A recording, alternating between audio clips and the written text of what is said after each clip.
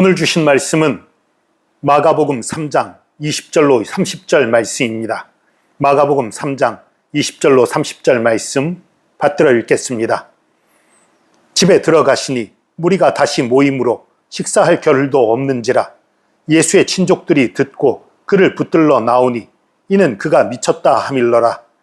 예루살렘에서 내려온 서기관들은 그가 바알세불이 집혔다 하며 또 귀신의 왕을 힘입어 귀신을 쫓아낸다 하니 예수께서 그들을 불러다가 비유로 말씀하시되 사탄이 어찌 사탄을 쫓아낼 수 있느냐.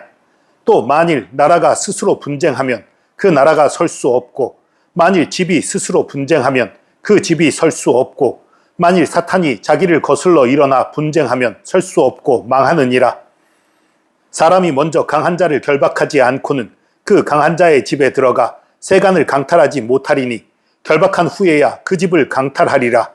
내가 진실로 너희에게 이르노니 사람의 모든 죄와 모든 모독하는 일은 사하심을 얻되 누구든지 성령을 모독하는 자는 영원히 사하심을 얻지 못하고 영원한 죄가 되느니라 하시니 이는 그들이 말하기를 더러운 귀신이 들렸다 함이러라. 아멘. 성도 여러분, 같은 사건을 두고 서로 다르게 말하는 사람들이 많이 있지요. 가뭄 끝에 단비가 내릴 때에 어떤 사람들은 하나님의 은혜다, 감사합니다 이렇게 얘기를 하지만 또 어떤 사람은 그저 일기예보가 맞았을 뿐이고 기상상태가 변했을 뿐이야 이렇게 넘어가요. 이런 차이는 우리의 눈에 있는 것, 과학적인 사실에 있는 것이 아니라 우리 마음의 태도에 있는 것이지요. 오늘 본문도 그렇습니다. 예수님께서 귀신을 쫓아내시고 절망에 빠진 사람을 완벽하게 자유하게 하고 치료하십니다. 그런 것에 대해서 하나님의 나라가 우리 눈에 펼쳐졌다, 하나님의 권능이다, 영광 돌리는 사람들이 있었는가 하면 또 이 동일한 기적을 바라보는 일부의 사람들은 귀신의 역사라고 예수님을 욕하고 비난하는 그런 자들도 있었어요. 여러분, 어떤 사람은 하나님의 역사를 보지만 어떤 사람은 사탄의 장난이라고 왜곡합니다. 오늘 본문은 우리에게 영적인 사실을 경고해요. 마음이 닫혀 있으면 눈앞에 하나님이 일하셔도 은혜를 받지 못한다는 사실을 깨닫게 해줍니다. 여러분, 오늘 본문에서 첫 번째로 몰라서 하는 오해와 일부러 악의적으로 하는 오해에 대해서 분명한 구별을 짓고 있습니다. 첫 번째, 20절과 21절에는 오해한 사람들의 얘기가 나와요. 20절 보니까 집에 들어가시니 무리가 다시 모임으로 식사할 겨를도 없는지라. 예수님의 사역이 식사할 겨를도 없는 사역이에요. 정말 힘들고 어려운 사역이에요. 친족들이 보기에는 이건 너무 지나쳐 보이는 거예요. 그러니까 예수님을 걱정하기 시작하고 미쳤다 하는 거예요. 근데 여러분, 이 미쳤다라는 말이요, 정말 정신병자가 됐다 그런 뜻만 있는 것이 아닙니다. 이들도 유대에서도 우리하고 비슷하게 지나치다라는 의미로도 미쳤다는 말이 쓰여요. 우리가 어떤 사람 보고 무엇에 미친 사람 이렇게 말할 때는 정말 미쳤다라는 의미보다도 그 일에 지나치게 열심을 내고 그 일에 지나치게 빠졌다 이런 의미로도 많이 쓰잖아요. 마찬가지예요. 유대에서도 그랬어요. 그렇기 때문에 이 가족들이 예수님을 보고 미쳤다 하는 것은 이 일에 너무 지나치다, 그러니까 좀 정상에선 벗어났다는 의미가 있지만 정말로 예수님이 미쳤다라고 생각하는 표현은 아니에요. 오히려 예수님을 걱정하고 염려하고 있는 거예요. 그러나 예수님과 달리 바리새인들, 서기관들은 예수님을 향해 귀신 들렸다, 귀신의 왕을 힘입고 있다, 이런 비난들, 이런 욕을 하고 있는 그런 잘못된 모습을 보게 됩니다. 이건 오해가 아니지요. 의도적으로 예수님을 비난하는 거예요. 왜 비난합니까? 자신들의 자리를 지키려고. 자신들의 가르침과 예수님의 가르침이 다르거든요. 그 다른 것에서 자신들의 권리를 지키고 자신들의 자리를 지키기 위해서 예수님을 비난하는 거예요. 예수님이 옳다는 걸 알면서도 비난하는 거예요. 악함이지요. 여러분, 마음이 완악해지면요, 아무리 명백한 진리가 보여도, 아무리 명백한 증거가 있어도 핑계를 찾고 여러 가지로 말도 안 되는 얘기들을 하게 되는 거예요. 사실 오늘날 우리나라 정치가들 많이 그러잖아요. 백성들, 우리 국민들이 보기엔 너무나 뻔한 답인데도 정치가들이 말도 안 되는 억지를 쓰는 경우가 얼마나 많습니까? 여러분, 검찰이 그동안 잘못한 것들 많이 있었지요. 검찰 잘못된 것들 제한할 방법들 만들고 그래야 되는 건 맞아요. 그러나 검찰의 힘을 빼면 경찰은 자유롭습니까? 경찰은 착합니까? 여러분, 민주주의의 원리는 견제와 균형이에요. 사람의 악함이 사실 민주주의에는 전제되어 있는 거예요. 사람들이 악하기 때문에 견제할 수단들이 있어서 그 견제를 통해서 사람들의 독재와 독주를 막는 것이 민주주의예요. 그렇다면 검찰의 힘을 빼는 것이 아니라 검찰의 잘못된 부분을 막는 방법을 찾는 것으로 족한 것이지요. 검찰의 손발을 묶어서 경찰을 견제할 방법을 없게 만드는 것은 이건 누가 봐도 잘못된 거죠. 얘기가 좀 샜습니다. 어쨌든 이 바리새인들은 의도적으로 예수 그리스도의 권능을 거부하는 거예요. 증거가 없어서가 아니라 상식 때문이 아니라 예수님을 거부하기 위한 거부를 하는 거예요. 그러니까 예수님이 말씀하시지요. 사탄이 어찌 사탄을 쫓아낼 수 있느냐? 또 만일 나라가 스스로 분쟁하면 그 나라가 설 수 없다. 이 말씀으로 내가 사탄의 힘이 아니라 하나님의 권능을 힘입어 능력을 행한 것이라는 걸 분명하게 하십니다. 그런데도 받아들이지 않아요. 이에 대한 반박의 말은 못해요. 반박의 말은 못하면서도 그러면서도 예수님의 말씀이 옳다라고 안 하는 거예요. 이것이 고집이고 이것이 악함입니다. 여러분, 우리도 다른 사람하고 토론을 하든지 어떤 의견을 나눌 때에 다른 사람의 말에 대해서 내가 할 말이 없어요. 할 말이 없으면서도 그건 받아들일 수 없다. 이건 내 마음이 뭔가 잘못된 경우가 대부분입니다.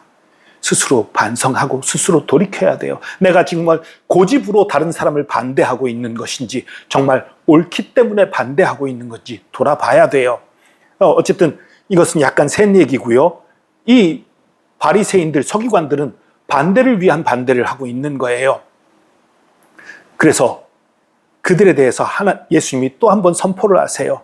사람이 먼저 강한 자를 결박하지 않고는 그 강한 자의 집에 들어가 세간을 강탈하지 못하리니 결박한 후에야 그 집을 강탈하리라. 지금 무엇을 말씀하시는 겁니까? 이 얘기를 통해서 내가 귀신들보다 세다.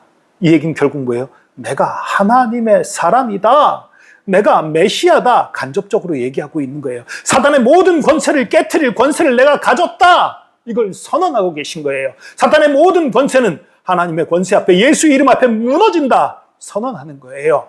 여러분, 저와 여러분에게도 막힌 모든 것들, 사단으로 인해서 괴로움 받고 힘든 것들, 그런 것들이 때때로 생기고 일어납니다. 그러나 기억하십시오. 그 사탄의 모든 권세는 예수 그리스도의 이름 앞에 무너집니다. 이 예수 그리스도의 이름을 굳게 붙잡고 나가는 저와 여러분 되기를 축복합니다. 여러분, 그런데 오늘 이 마지막 이 29절이 우리를 참 두렵게 하는 그런 내용이 있지요.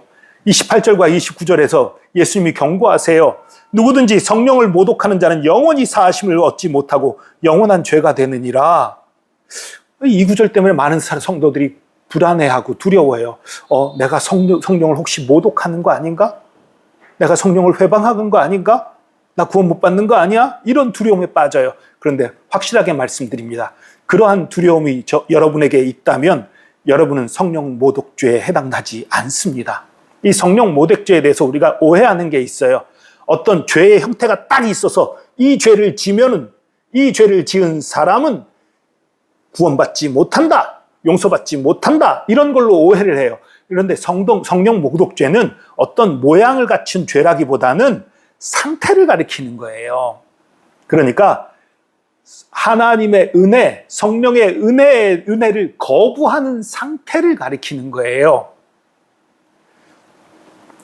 내가 말실수를 하고 내가 잘못을 해서 용서받지 못하는 그런 상황이 아니라 성령님이 우리를 찾아와서 죄를 깨닫게 하시고 십자가 앞으로 인도하셔서 회개케 하는 그 역사, 그것을 거부하는 것을 성령 모독죄라고 말하는 겁니다. 그러니까 하나님의 은혜를 거부하는 닫힌 마음 자체, 그것이 성령을 모독하는 것이라는 거예요. 그러니까 우리가 성령님을 두려워하고 내가 주님 앞에서 용서받지 못할 죄를 짓는 건 아닌가 하는 두려운 마음이 있다면 그것은 이미 열린 마음이에요. 우리가 죄가 있더라도 하나님 앞에 나가 회개하고 돌이키면 그것은 용서받습니다. 그러나 성령께서 회개케 하시려고 하고 죄를 깨닫게 하시려는 걸 끝까지 거부하고 있는 이 상태, 이것은 구원받을 수 없는 거지요. 회개하지 않기 때문이지요. 하나님을 향해 우리의 마음을 열지 않기 때문이지요. 그것이 성령을 모독하는 것입니다. 성도 여러분, 앞선 마가복음 3장 초반부에서 우리는 한 손 마른 사람을 보았어요. 신체적으로 손이 마르고 약한 사람이었지만 마음만은 주님을 향해 열려 있었습니다. 그래서 주님의 말씀에 순종하여 예수님을 향해 손을 내밀었을 때 회복의 역사를 경험했습니다. 반면 오늘 본문의 서기관들은 박식했고 종교적으로 건강해 보였습니다. 사회적인 권력을 쥐고 있었습니다. 그러나 그들의 마음은 차갑게 닫혀 있었어요. 그 결과 눈앞에 하나님 나라의 권능을 보고도 구원의 은혜에서 철저히 제외되고 말았습니다. 하나님은 강제로 우리의 마음 문을 부수지 않습니다. 아무리 형편이 어렵고 약해도 괜찮습니다. 그러나 하나님 말씀과 성령의 깨닫게 하심 앞에서는 절대로 마음을 닫지 마시기 바랍니다. 주님 말씀하시옵소서. 종이 듣겠나이다. 성령님, 내 죄를 깨닫게 하실 때에 즉시 돌이키겠습니다. 이런 마음을 가졌다면 저와 여러분은 절대 성령 모독죄에 해당하지 않습니다. 우리가 그런 마음으로 주님 앞에 나갈 때 어떤 죄를 지었던, 어떤 잘못을 저질렀던 우리 주 예수 그리스도께서는 그 보혈의 능력으로, 그 보혈로 우리를 덮으시고 깨끗이 씻기실 것입니다. 이 시간 어린아이같이 부드럽고 열린 마음으로 주님 앞에 나아가 부어주시는 그 회복과 구원의 은혜를 마음껏 누리는 저와 여러분 되기를 예수 그리스도의 이름으로 축복합니다. 기도하겠습니다.